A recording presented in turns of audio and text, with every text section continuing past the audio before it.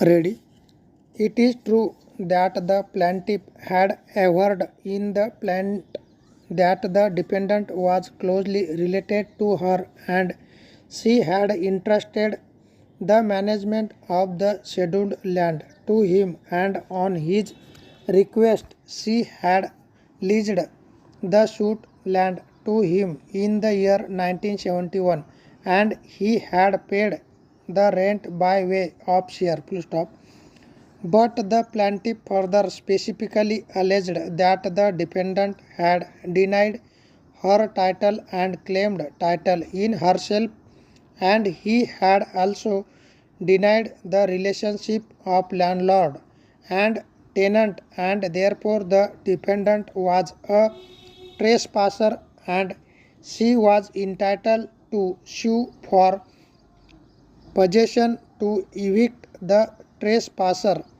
Full stop. The averments relating to dependent earlier being the tenant furnish the factual background leading to the cause of action for the suit. Full stop.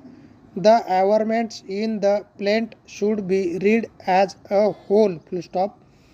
If so done, it is clear that plaintiff claims that defendant is a trespasser in the suit land. Full stop.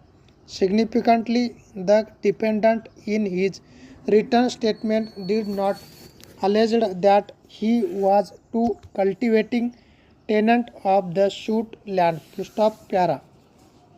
On the other hand, he denied the title of plaintiff and asserted ownership and title in herself by adverse possession, alleging that he was in occupation of the suit property since 1957 in his own right.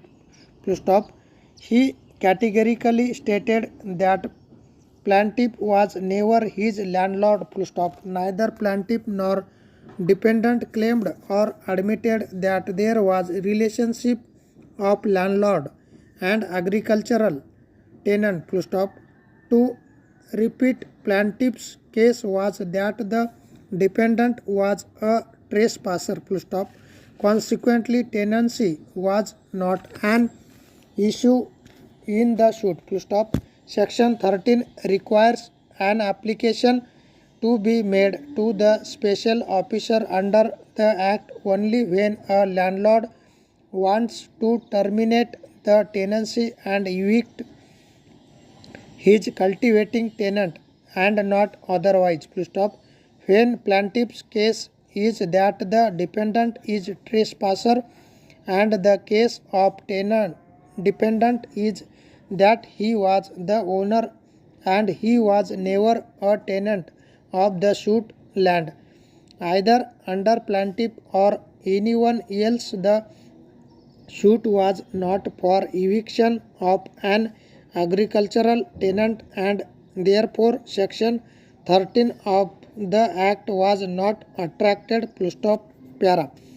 The appellant defendant contended that as he had denied the title of plaintiff, the case would squarely fall under section 13 in bracket E of the Act. Full stop.